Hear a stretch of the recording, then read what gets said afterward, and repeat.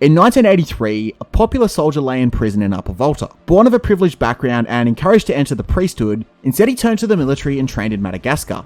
There he read the writings of Karl Marx and witnessed numerous uprisings against the pro-French Malagasy government. He returned home to work in the government of Upper Volta, and then when Jean-Baptise Ouedraogo orchestrated a successful coup in 1982, he became the nation's prime minister. But deeming Ouedraogo to be too conservative on reform, he was imprisoned. However, while in prison, yet another coup was about to take place. This time, with the support of Libya, Sankara's trusted friend, Blaise Compaoré, overthrew the now old Ouedraogo regime. And rather than lead himself, Compaore knew that Upper Volta needed a face loved by the people to unify the nation. He went to prison to call his friend into the position of president of the nation. That friend, who has since been given the title as the Guvera of Africa, was Thomas Sankara. Hello there. Okay, so in today's episode of Enemies of the West, we'll be covering Thomas Sankara, and if you're new here, make sure to click that subscribe button so that you become an expert in the world around us. So Sankara took over as the new president of Upper Volta. Now, if you clicked on the video knowing nothing about this guy, there's a decent chance you're thinking, well, what on earth is actually Upper Volta? Well, it was the name given to this country here prior to Sankara. And so Sankara changed the name of Upper Volta to its present-day name, Burkina Faso, which means lands of honest men in two of its native languages. As a soldier who grew in his Marxist convictions, Sankara came to view the world through the lens of the oppressors and the oppressed. And so part of liberating now Burkina Faso from its French overlords was to give them a new national identity. He even wrote them their national anthem, surely making him the only modern head of state to write their nation's national anthem. Actually, I could do what they do, and I think they knew that even back then. But I'm not 100% on that, so someone correct me in the comments if I'm wrong. Sankara also made many symbolic gestures as he came to power. Now, many of us don't like symbolic gestures because we see them as either self-righteous, empty, or we find out that person turned out to be a hypocrite and was just being a corporate shill. But with Sankara, it was much more of a case of setting the standard. For example, Mercedes, which were used as the official government vehicles, were replaced with Renault 5s, the cheapest in Burkina Faso. He also reduced government salaries, including his own, and forbade government officials from flying first class. Now, I normally hate political labels because I think it unnecessarily divides people, but this is where they get important. Sankara was a huge advocate of endogenous economic growth. Basically, this theory makes a country mostly self-sufficient in that most of the products and services are made and sold on the domestic market. So for Sankara, most goods and products were made and then sold in Burkina Faso. Sankara believed that Western colonialism could be stopped by simply refusing to import Western, particularly French, imports. Sankara even went as far as refusing foreign aid because of the unspoken quid pro quo that comes with it.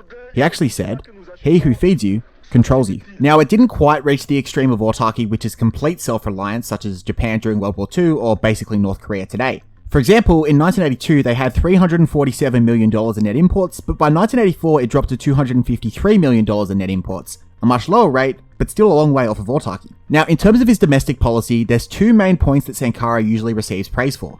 Firstly, his vaccination program was a huge success. His aim was to eradicate polio, meningitis, and measles, and within 2 years more than 2 million people had been vaccinated. Not to mention that the infant mortality rate fell from 20% to 14% during his presidency. And secondly, the women's rights movement made significant progress during his presidency. And I want to stress that the stakes were much higher in Burkina Faso in the 80s than the largely corporate women's rights message we usually get today in the West. Today's a women in the workplace thing. Jan's coming in from corporate to talk to all the women about, I don't really know what. The Sankara regime banned female circumcision, forced marriages, and polygamy. He was also the first African leader to appoint women to senior cabinet positions and to recruit them, at least actively, into the military. Now, Sankara had two groups of enemies in Burkina Faso. Firstly, he was disliked by many Mossi people who are the majority ethnic group in the country. The Mossi had what was called the Moro Naba as their chief, and Sankara basically took away any governing authority he had by barring him from holding courts and by preventing local chiefs from being able to enact any laws or authority. He was also disliked by many of Burkina Faso's trade unions. And you might be thinking, wait, why would the unions hate a self-described Marxist leader? Well, as I often make this argument in this series, labels and ideology don't always dictate alliances. Many unions had really profited from a more colonial means of production. Having everything produced in Burkina Faso meant a higher cost margin and therefore less profit. And so their wages had largely risen under Sankara. It definitely minimized some industries' profit. However, there were other industries that were less profitable but were also targeted by Sankara. For example, in 1984, 2,500 teachers took part in a strike, and afterwards the teachers' union were repeatedly harassed by the Defense of the Revolution Council.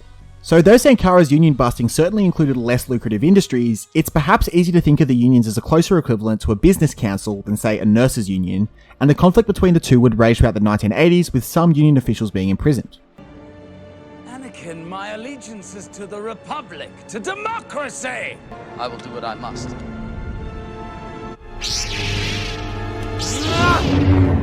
Finally, we come on to Sankara's assassination, his et tu brute moment. In October of 1987, Sankara was meeting with the National Revolutionary Council. I guess it'd be Burkina Faso's equivalent of the presidential cabinet. However, while at the meeting, a marauding force sprayed the meeting with bullets, killing Sankara along with 12 other officials and leaving just one survivor. The assassination and coup were organised by the man who initially reached out to Sankara, Blaise Compaoré.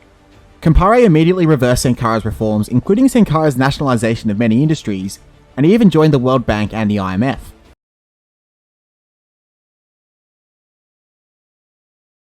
Compaoré accused Sankara of trying to assassinate opponents and said the coup was needed to restore the economy and globalise Burkina Faso. He also entered into a close military alliance with France. So was France behind the coup? Well, it's an ongoing legal case right now. Basically, Compaoré led Burkina Faso as its leader up until 2014, when he was run out of the country and entered exile on the Ivory Coast. He's being tried right now by a military tribunal, and unless he shows up, he'll be tried in absentia, and Burkina Faso have been asking France to declassify and hand over documents that reveal their role in the coup. Back in 2017, Emmanuel Macron promised that France would aid them with documents if such a trial was to take place, and so I guess we'll find out. The trial begins on October the 11th. Make sure to follow it. Thanks for watching. I honestly thought that the Gough Whitlam video would be the most up-to-date one we did with the 2020 case, but here we are, a 2021 case. If you liked the video, make sure to hit the like button and subscribe if you haven't already. We are nearly at 1,000 subscribers, and we can't wait to see you next time for our next venture into a fascinating part of history.